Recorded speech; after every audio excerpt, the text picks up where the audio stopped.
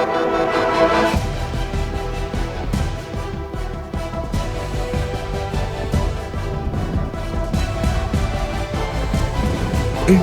Voice, आपकी सोच, आपकी आवाज। नमस्कार, आप देख रहे हैं इंडिया वॉइस और मैं हूं आपके साथ पुष्पेंद्र चौधरी। बुलेटिन की शुरुआत करेंगे। बीजेपी द्वारा केंद्रीय राज्य मंत्री हर्ष मल्होत्रा को दिल्ली का नया बीजेपी अध्यक्ष नियुक्त करने पर मुख्यमंत्री रेखा गुप्ता का कहना है कि हर्ष मल्होत्रा को दिल्ली संगठन को आगे बढ़ाने, भारतीय जनता पार्टी के प्रत्येक कार्यकर्ता को सशक्त बनाने और संगठन को मजबूत करने के लिए यह नई पारी सौंपी गई है। हमारे शीर्ष नेतृत्व ने उन्हें यह जिम्मेदारी दी है, मैं इसके लिए हार्दिक बधाई देती हूं। भाई हर्ष मल्होत्रा जी को इस नई जिम्मेवारी के लिए, दिल्ली संगठन को आगे ले जाने के लिए, भारतीय जनता पार्टी के हर एक कार्यकर्ता को बल देने के लिए, संगठन को मजबूती देने के लिए जिम्मेवारी जो हमारे शीर्ष नेतृत्व ने उन्हें सौंपी है, उसके लिए बहुत बहुत बधाई देती हूँ। भारतीय जनता पार्टी एक परिवार है और इस परिवार में हर सदस्य की उपयोगिता, हर सदस्य के लिए काम है। मैं हमारे पूर्व अध्यक्ष वीरेंद्र सचदेवा जी को भी बहुत साधुवाद देती हूँ, जिन्होंने अपनी मेहनत से और संगठन क्षमता के साथ में दिल्ली को खूब आगे बढ़ाया, खूब मेहनत करी। केरल में पूर्व सीएम पिनराई विजयन के घर ईडी की छापेमारी के दौरान हुए हमले में 8 लोग गिरफ्तार हो चुके हैं। केरल की राजनीति इस समय जबरदस्त उछाल पर है। केरल के पूर्व सीएम पिनराई विजयन के ठिकानों पर ईडी की छापेमारी के बाद राज्य में ऐसा सियासी भूचाल आया जिसने पूरे देश का ध्यान अपनी ओर खींचा। छापेमारी खत्म होते ही हालात हिंसक हो गए और आरोप है कि विजयन समर्थकों ने ईडी अधिकारियों की गाड़ियों पर हमला कर दिया।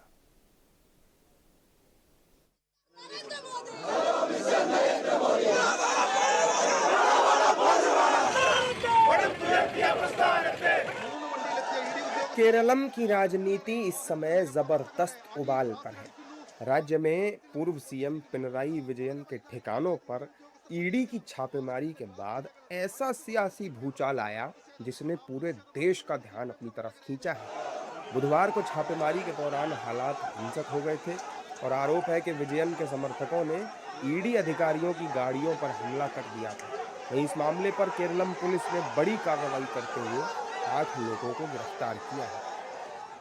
After the yesterday's incident, we have registered a case and arrested 8 persons. We have identified other persons who are involved in this incident, and we are going to take action against them also. And strict law, I will be enforced, and we will take all the very strong action against those persons who have caused violence there yesterday evening. दरअसल ED की ये कार्रवाई कथित CMRL Exalogic मामले से जुड़ी है। जांच एजेंसी ने विजयन के आवास समेत कई ठिकानों पर एक साथ छापेमारी की। जैसे ही यह खबर बाहर आई, CPIM के कार्यकर्ताओं और समर्थकों का गुस्सा सड़कों पर फूट पड़ा। इस पूरे घटनाक्रम ने राजनीतिक माहौल को और ज्यादा गर्मा दिया है। बीजेपी नेताओं ने इस हिंसा को लोकतंत्र पर हमला बताते हुए केरलम की कांग्रेस सरकार पर जमकर हमला किया। दिखता है कि वहाँ पर कानून व्यवस्था नाम की चीज़ नहीं है। जिस प्रकार से बंगाल के अंदर हालात थे, उसी प्रकार के हालात आज केरल के अंदर है, केरलम के अंदर है। ईडी की टीम रेड करने जाती है। पिनराई विजयन का एक केस है, पूर्व मुख्यमंत्री के मामले में का एक केस है, उसको लेकर ईडी की टीम जाती है। उन पर जिस प्रकार से लेफ्ट के गुंडों ने हमला किया, दिखता है कि वहाँ पर हालात ख़राब हैं। अपेक्षा करते हैं कि वहाँ की सरकार जो ईडी ने FIR दर्ज किए उस पर कार्रवाई करेगी। ये किसी भी संस्था पर, सरकारी संस्था हो चाहे जो भी संस्था हो, अगर इस तरह पहले तृणमूल कांग्रेस भी यही काम करती थी, जनता ने सफाया कर दिया और अगली बार केरल में भी जो है इन लोगों का सफाया होने जा रहा है। ये बहुत चिंताजनक विषय है। कांग्रेस नई सत्ता में आई है और जानबूझ के कांग्रेस पार्टी ने सुरक्षा के व्यापक इंतजाम नहीं किए थे, क्योंकि कांग्रेस चाहती है कि केंद्रीय एजेंसी जब काम करने जाए, चाहे CBI हो, ईडी हो, IT हो, तो वहाँ उन्हें इस तरह का माहौल का सामना करना पड़े। ये देश के लोकतांत्रिक ढांचे के लिए और फेडरल स्ट्रक्चर के लिए ये बहुत बड़े खतरे की घंटी है। केंद्र सरकार ने इसको बहुत गंभीरता से लिया है और इस पे देख रहे हैं कि हम लोग क्या करेंगे। हालांकि दूसरी तरफ सीपीआईएम के नेताओं ने ईडी की कार्रवाई को राजनीतिक बदले की कार्रवाई करार दिया है और केंद्र सरकार पर एजेंसियों के दुरुपयोग का आरोप लगाया है। पार्टी नेताओं के मुताबिक पी विजयन के आवास और दफ्तरों पर ईडी की छापेमारी राजनीति से प्रेरित कदम था, जिसका मकसद कॉमरेड पिनराई विजयन जैसे कद के विपक्षी नेता को धमकाना, डराना और अपमानित करना था। ED raids on the residences and offices of the CPIM leader Pinarayi Vijayan in the name of some fabricated case against his daughter was such a blatantly politically motivated act to bully, to intimidate and to humiliate a leader of the opposition of the stature of Comrade Pinarayi Vijayan naturally led to spontaneous protest all through Kerala, and not only Kerala, throughout the country. You have seen not only CPIM leaders, but leaders of other parties also have called this a blatant politically motivated attack. ये मामला सिर्फ एक छापेमारी तक सीमित नहीं रहने वाला। केरलम की सियासत में अब ये मुद्दा बड़े टकराव का रूप ले चुका है। एक तरफ ईडी की कार्रवाई है, दूसरी तरफ सड़क पर उतरकर शक्ति प्रदर्शन करते समर्थक। फिलहाल केरलम में तनावपूर्ण माहौल बना हुआ है और पूरे मामले पर देश भर की नजरें टिकी हुई हैं। कर्नाटक के मुख्यमंत्री सिद्धारमैया ने अपने पद से इस्तीफा दे दिया है। उन्होंने लोक भवन जाकर अपना इस्तीफा सौंपा। कर्नाटक के राज्यपाल के विशेष सचिव प्रभु शंकर ने कहा कि मैंने सिद्धारमैया का मुख्यमंत्री पद से इस्तीफा प्राप्त किया है, लेकिन वापस आने के बाद राज्यपाल ही इसे स्वीकार करेंगे। बताया जाता है कि राज्यपाल थावरचंद गहलोत मध्य प्रदेश के नागदा स्थित अपने गृहनगर गए हुए हैं। इससे पहले सिद्धारमैया ने अपने आवास पर जलपान के दौरान हुई बैठक में मंत्रिमंडल के सहयोगियों को पद छोड़ने के अपने फैसले से अवगत कराया था।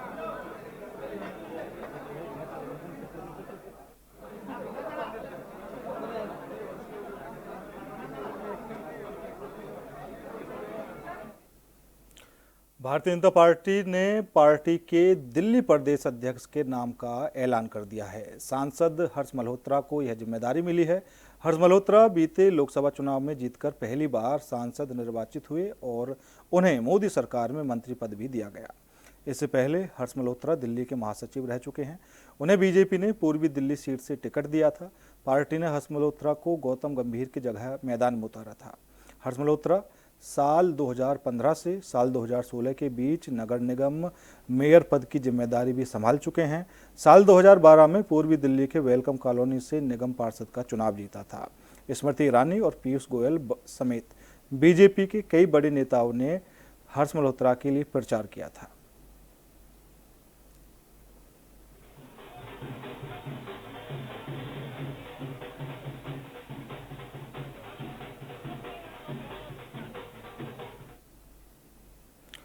दिल्ली में केंद्रीय मंत्री शिवराज सिंह चौहान ने कहा कि प्रधानमंत्री मोदी के नेतृत्व में हमारा प्रयास है कि देश की खाद्य सुरक्षा सुनिश्चित करें, किसानों की आजीविका बेहतर बनाए और पोषण युक्त आहार भारत की जनता को उपलब्ध हो। उन्होंने और क्या कुछ कहा है, सुनिए। करती है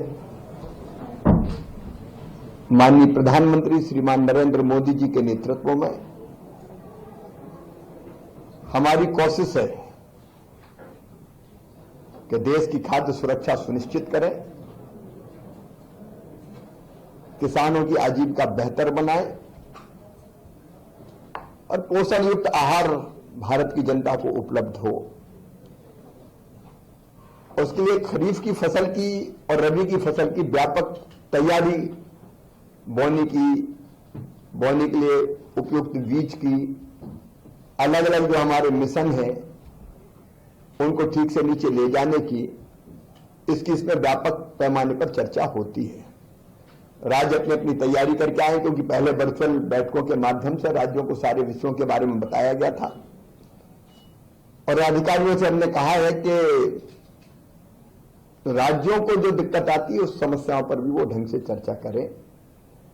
पहले यह सम्मेलन केवल एक दिन का होता था, हमको लगा कि इतने बड़े देश में एक दिन के सम्मेलन में काम चलता नहीं, तो एक दिन सारे अधिकारी मित्र बैठ के विचार विमर्श करेंगे। 3 समूहों में अलग अलग राज्यों को बांट के ये चर्चा होगी और दूसरे दिन राज्यों के कृषि मंत्रीगण भी आएंगे कल, कि देश के किसानों के परिश्रम से,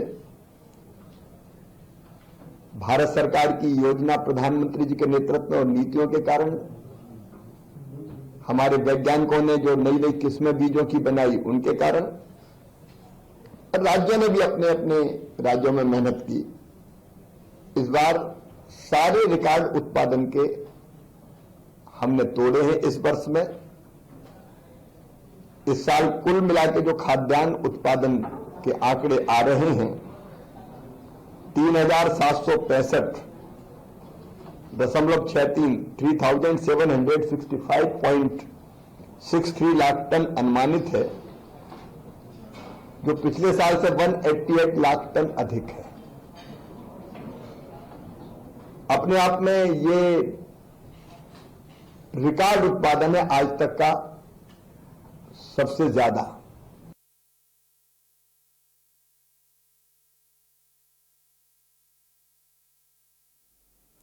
तो शिवराज सिंह चौहान को सुन रहे थे आप, जिन्होंने किसानों के लिए काफ़ी कुछ बातें कही। तो बढ़ते हैं अगली खबर की ओर। मध्य प्रदेश के शाजापुर जिले के काला पीपल क्षेत्र में 44 करोड़ रुपए की जमीन विवाद ने हिंसक रूप ले लिया है। दोनों पक्षों के बीच विवाद इतना बढ़ गया कि जमकर लाठी डंडे चले और फायरिंग तक की गई। आरोप है कि इस दौरान वाहन से लोगों को कुचलने की कोशिश भी की गई, जिससे मौके पर अफरा तफरी का माहौल मच गया। घटना का वीडियो सोशल मीडिया पर वायरल हो गया है, जिससे इलाके में सनसनी फैल गई। पुलिस ने मामले की जांच शुरू कर दी है और स्थिति पर नजर रखी जा रही है।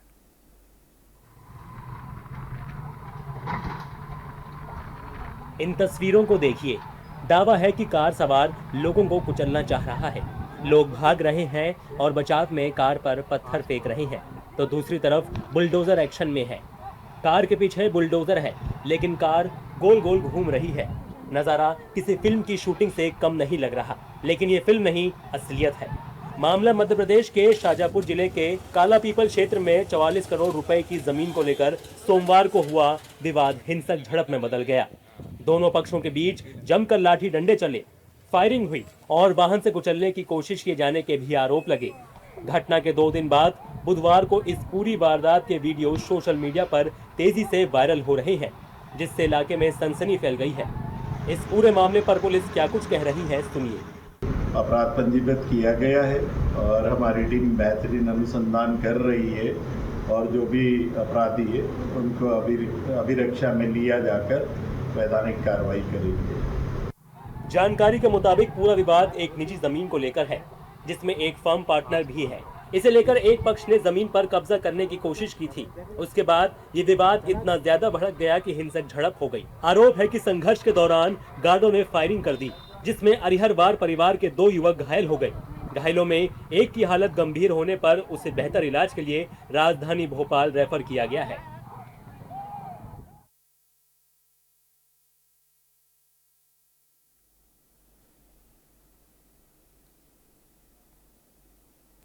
फिलहाल रुकेंगे छोटे से ब्रेक के लिए। ब्रेक के बाद खबरों का सिलसिला लगातार जारी है। ब्रेक के बाद एक बार फिर आप सभी का स्वागत है। बढ़ेंगे अगली खबर की ओर। केंद्र सरकार ने देश में जनसंख्या के असामान्य बदलावों की समीक्षा के लिए high level committee on demographic change का गठन किया है। केंद्र सरकार ने कमेटी को 1 साल के भीतर रिपोर्ट सौंपने का लक्ष्य दिया है। जरूरत पड़ने पर इसका कार्यकाल 6 महीने तक बढ़ाया जा सकता है।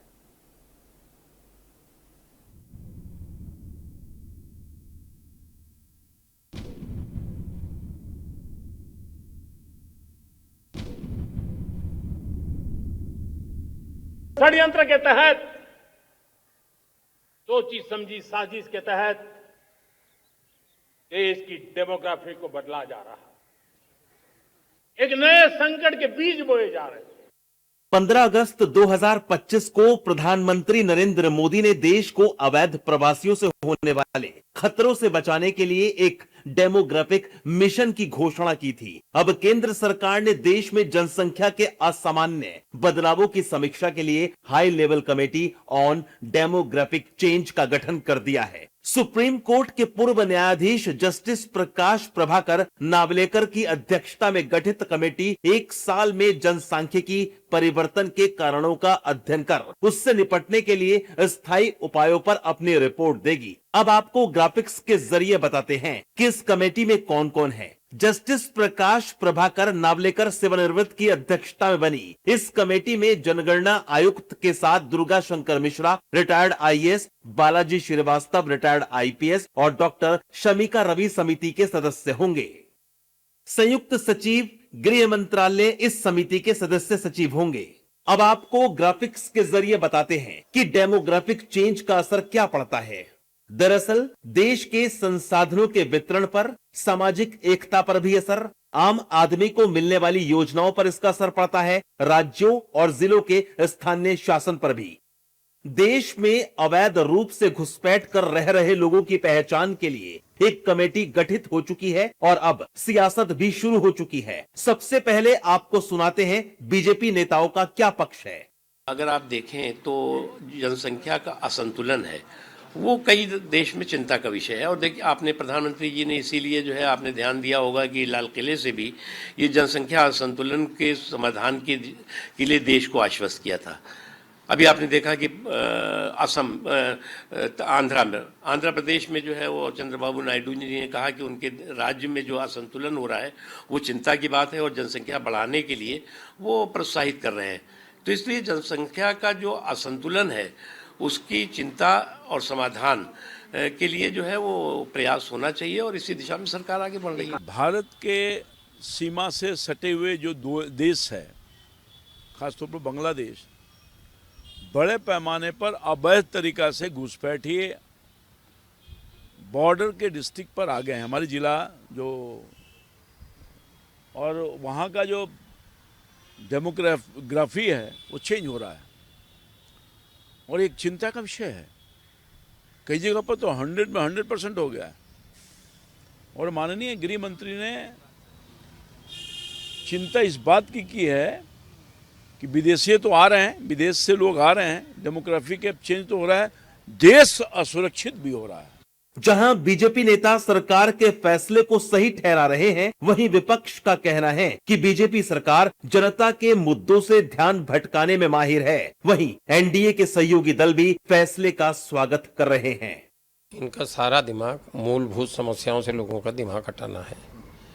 ये इसी तरीके के काम करते रहते हैं जिससे ध्रुवीकरण हो और लोगों का दिमाग असली समस्याओं से हट जाए।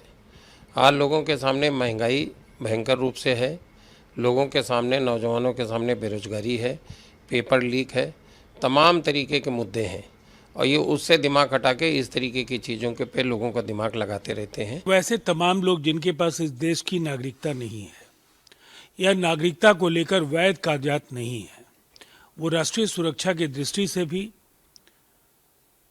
हमारे लिए चिंता का कारण है और संसाधनों के बंदरबाट को भी लेकर यह सुनिश्चित करना बेहद आवश्यक है कि ये 140 करोड़ लोगों के देश में जो लोग भारतीय हैं वही इस देश में निवास करें, बाकी लोगों को हिंदुस्तान से जाना होगा। घुसपैठिए 12 साल बाद इनको याद आए हैं।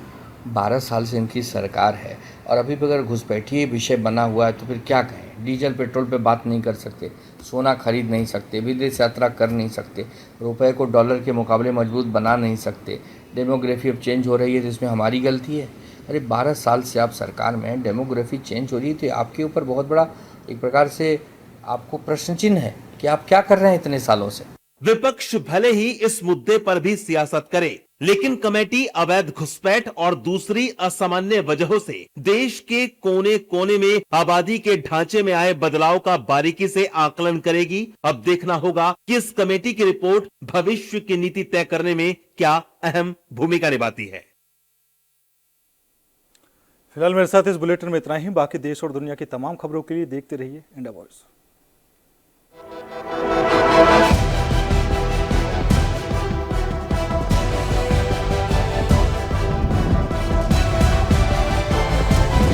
इंडिया वॉइस, आपकी सोच, आपकी आवाज।